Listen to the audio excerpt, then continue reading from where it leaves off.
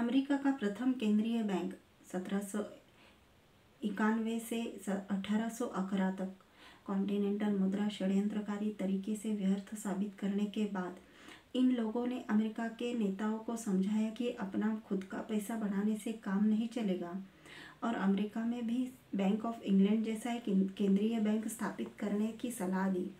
America के प्रथम केंद्रीय बैंक की स्थापना 20 साल के चार्टर पर 1791 में हुई।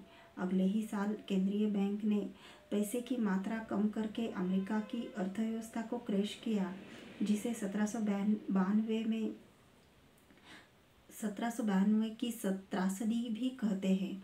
1795 के अंत तक बैंक सरकार को $60 लाख कर्ज पर दे चुका था। जब बैंक ने सरकार से इस कर्ज को चुकाने के लिए कहा तो सरकार के पास चुकाने के लिए पैसे तो थे नहीं, इसलिए सरकार ने फिर 1796 से 1802 के बीच में प्रथम केंद्रीय बैंक ने अपनी हिस्सेदारी बेच दी, जिससे अमेरिका का केंद्रीय बैंक 100% प्राइवेट हाथों में चला गया, जिसमें 75% हिस्सेदारी विदेशियों के हाथों में थी। थॉमस जेफरसन 1801 में अमेरिका के राष्ट्रपति बने और वे 1809 तक राष्ट्रपति रहे। उन्होंने इस व्यवस्था को समझ लिया और केंद्रीय बैंक को बंद करवाने के लिए पुरजोर ताकत लगा दी, परंतु 20 साल का चार्टर होने के कारण यह 1811 तक चला। जेफरसन कहते हैं, अगर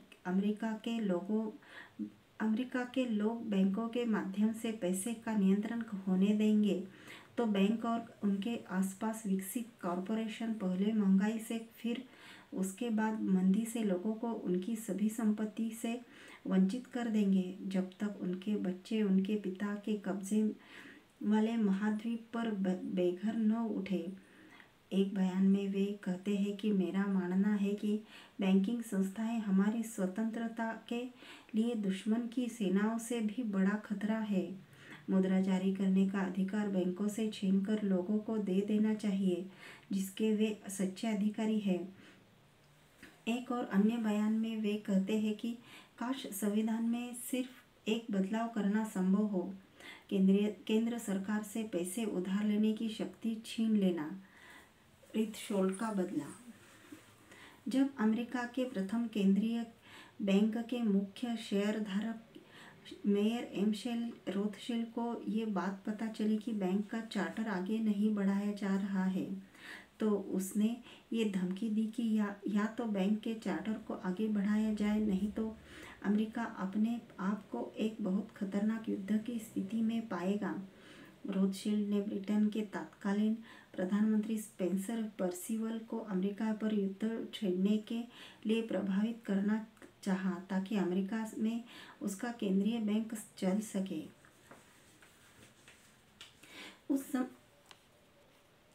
उस समय ब्रिटेन पहले से ही स्पेन, पुर्तगाल और फ्रांस में नेपोलियन की सेनाओं के साथ युद्ध में था।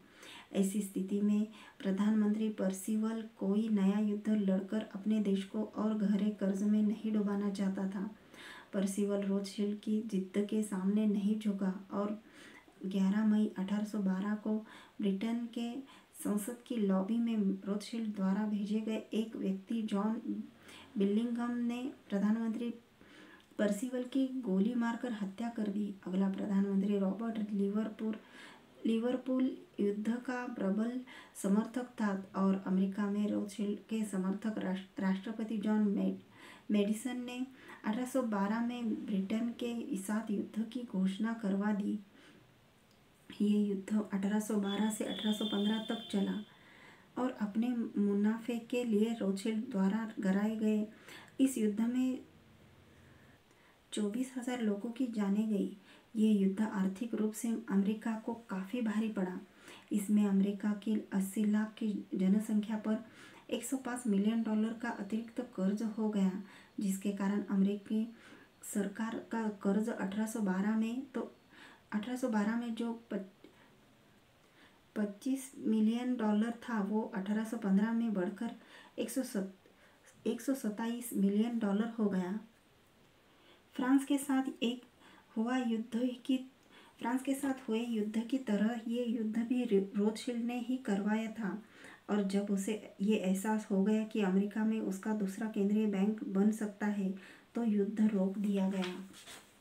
द्वितीय केंद्रीय बैंक और राष्ट्रपति जैक्सन पर हमला।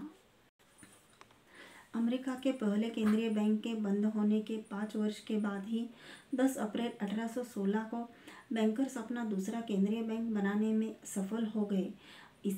इसे भी 20 साल का चार्टर मिला। दूसरे केंद्रीय बैंक के बनने के बाद भी 1819 से 21 में फिर से एक बार मंदी लाई गई, जिसमें बैंकर्स ने लोगों की संपत्ति सस्ते दामों में खरीदकर भारी मुनाफा कमाया।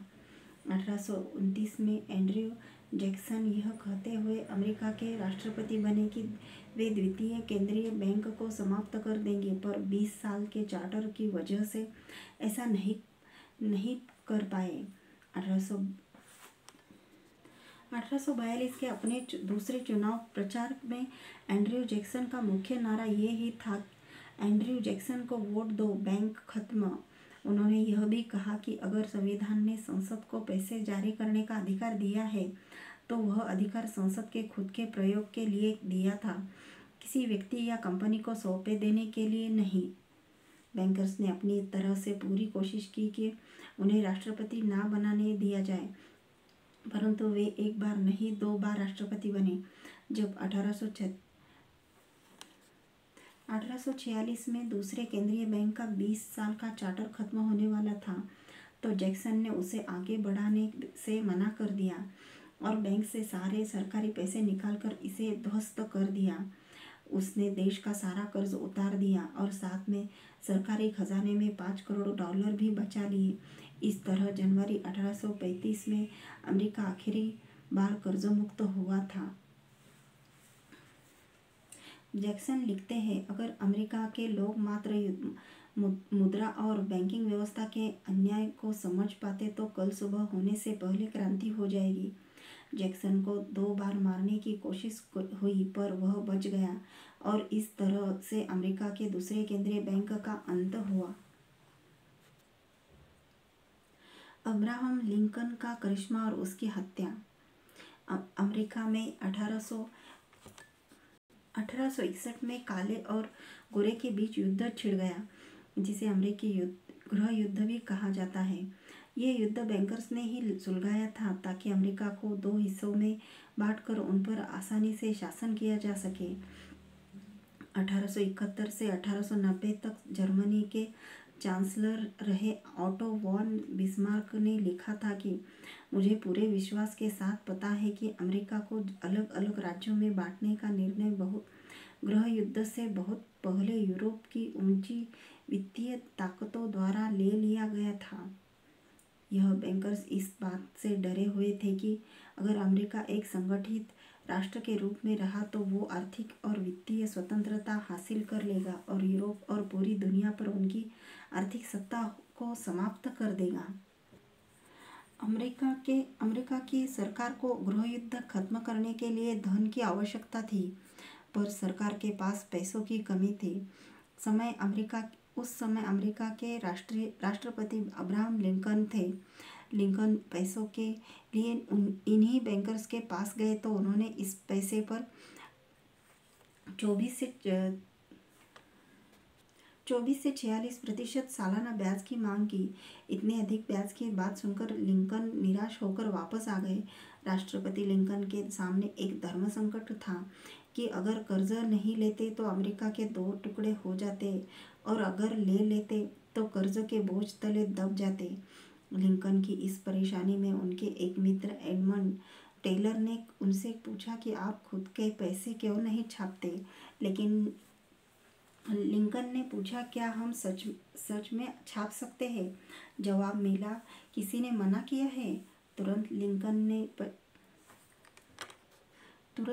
ने $45 करोड़ छापे, जिनके पीछे का रंग हरा होने के कारण उनको ग्रीन बैंक कहा गया। लिंकन युद्ध जीत गए। इस बात से विश्व में खलबली मच गई। लंदन टाइम्स में 1865 में लेख आया कि अगर उत्तरी अमेरिका कि यह शरारती वित्तीय नीति स्थिरता के निष्कर्ष तक पहुंच जाती है तो सरकार बिना लागत के अपने खुद के पैसे बनाएगी। वो अपना सारा कर्ज चुका देगी और ऋण मुक्त हो जाएगी। अपना कारोबार चलाने के लिए इसके पास खूब पैसा होगा। यह दुनिया के सभ्य सरकारों के इतिहास में मिसाल से परे समृद्ध हो जाएगी। सभी देशों का धन और दिमाग अमेरिका चला जाएगा। यही कारण है कि इस सरकार को नष्ट कर दिया जाना चाहिए, नहीं तो यह दुनिया की हर राजशाही को नष्ट कर देगी। 1865 में ही लिंकन की हत्या हो गई।